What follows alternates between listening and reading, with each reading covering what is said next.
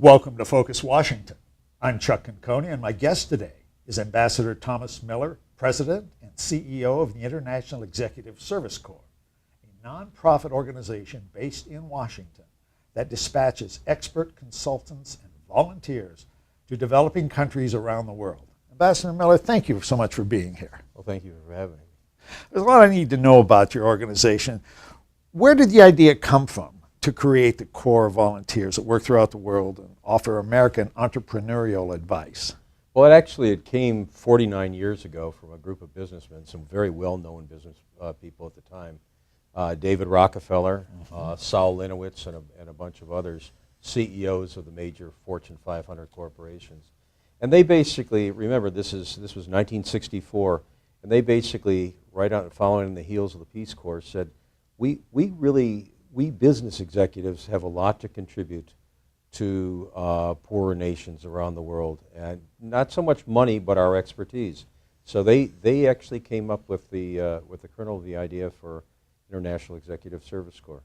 So it is a lot like the Peace Corps in many ways. I mean, you're sending people abroad, and mostly volunteers, to talk about this. Well, it was. It's evolved over the years, and but when it first started, it was a Peace Corps for business executives, many of them retired, many with decades of experience.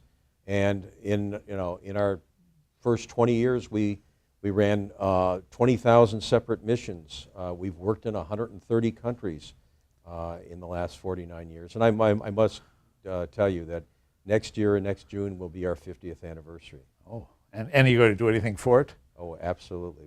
It's in the planning stages right now.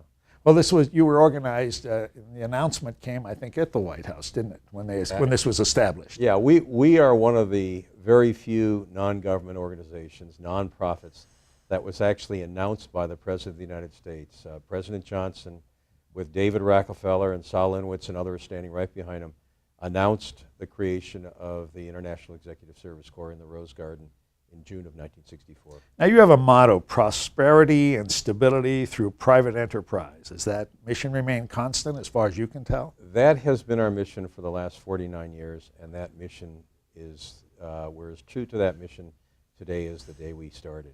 And while the way we've gone about carrying out that mission has changed as the times have changed over the years, we are still very much focused on that original mission.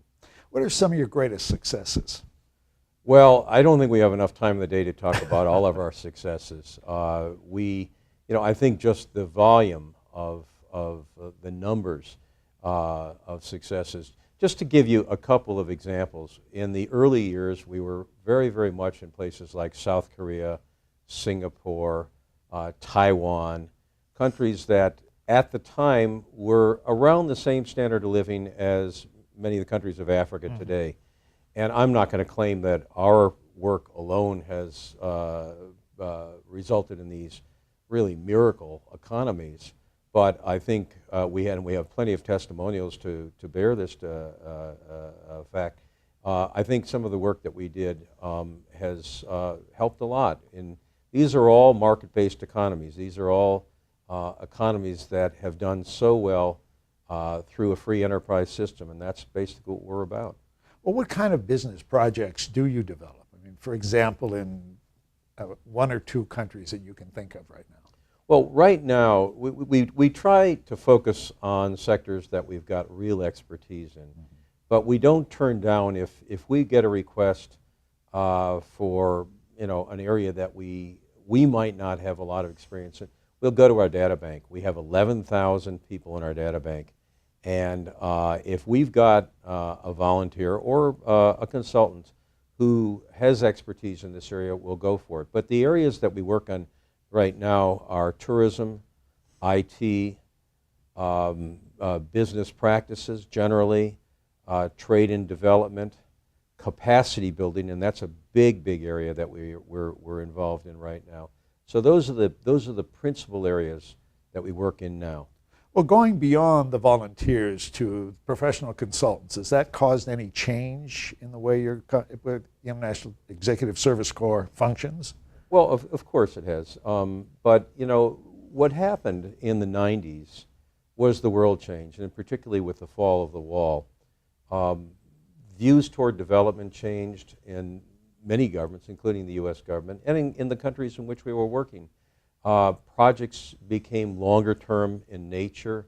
And so what we chose to do to stay true to our mission and make sure that we could carry out the mission as effectively as we had in earlier years was we moved to a combination of volunteers and paid consultants. And that's the model we use today. If it's a longer term project, you know, so we have, for instance, a project we just started in Afghanistan. It's 4 years. It's very, very hard to get a volunteer to go to Afghanistan for 4 years. So those are paid consultants. But we try to, we have another project in Afghanistan which is soon to enter its 4th year, and we've sent short-term volunteers. And they're willing to go. Where do the finances come from to support these volunteers, or to the consultants? Well, most of our financing now has come from the U.S. government, principally USAID. We have gotten some money, some support. We've done some projects under the Millennium Challenge Corporation. We have a big project right now under the U.S. Department of Agriculture. We've also gotten World Bank money, and sometimes we've done deals directly with governments. And we've got some very, very interesting prospects along those lines. So it's a variety of sources. One of our big efforts is over the next couple of years, we want to diversify these business lines. Mm-hmm. Well, what about, I was going to bring, that was my next question, what about private investment for major corporations that are working abroad? Right. Wouldn't it be to their benefit to get involved and help support? Absolutely. One of the things, Chuck, that we'd like to do is go back to our roots. We think we have this tremendous reservoir of talent.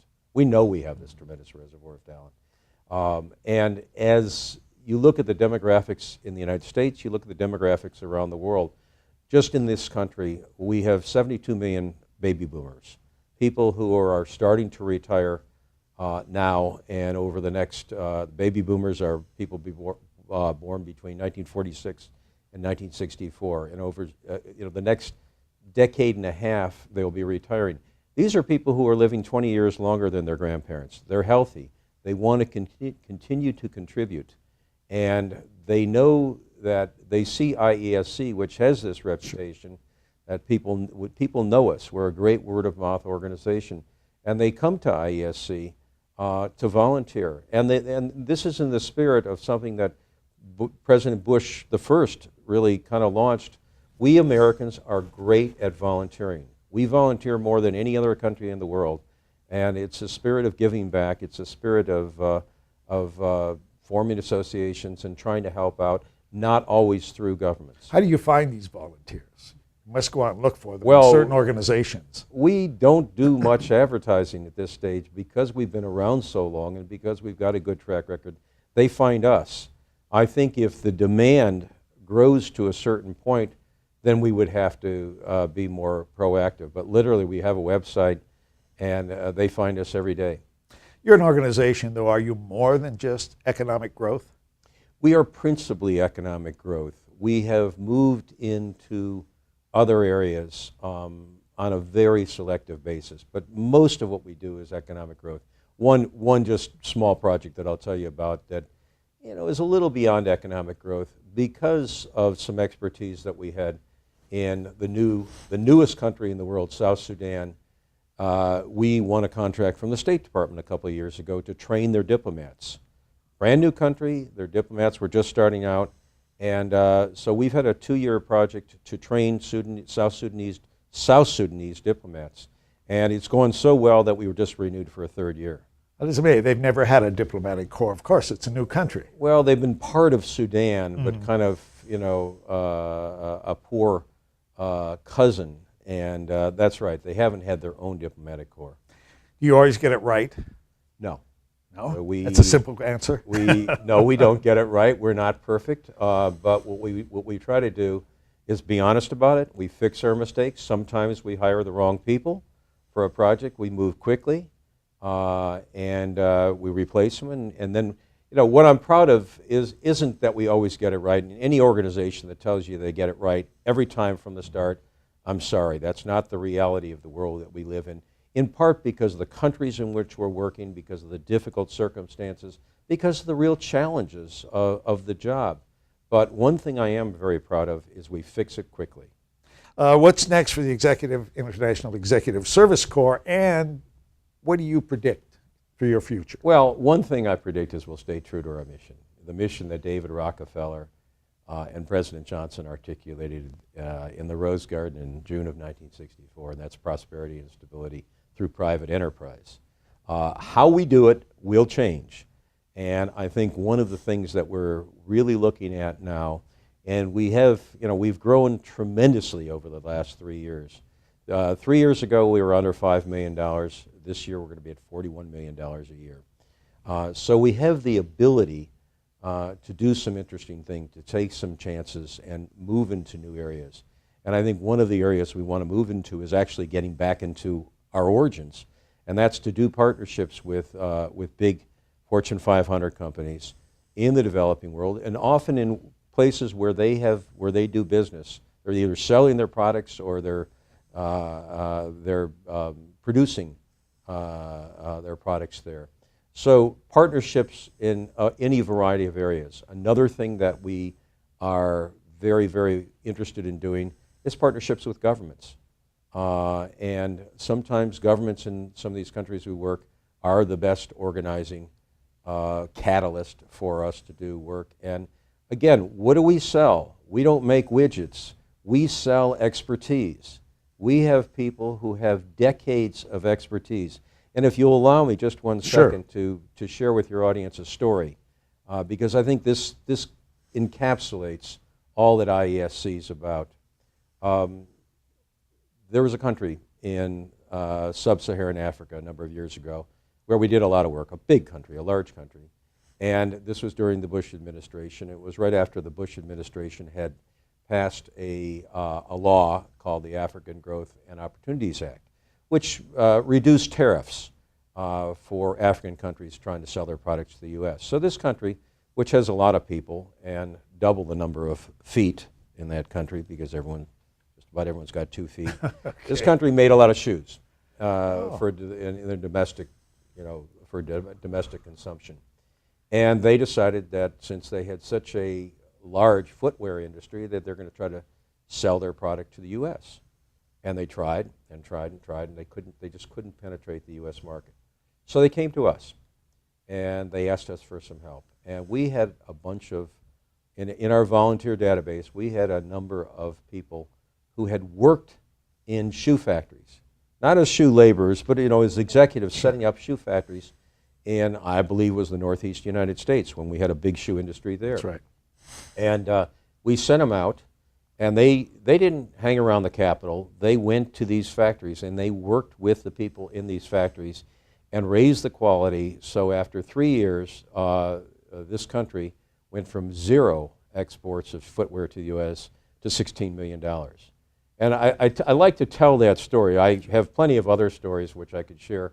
I like to tell that story because it shows the people that we have are people who have the practical experience, who've worked in the industry, who have learned often the hard way, rather than just people who've gone to the best business schools but don't have that practical experience.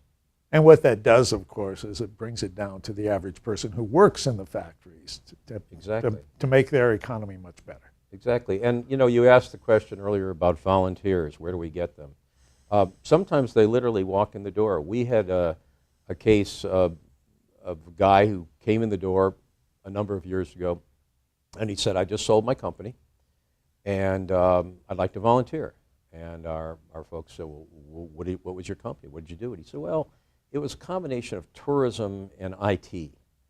And we signed the guy up, and we sent him out to Montenegro to do e-tourism.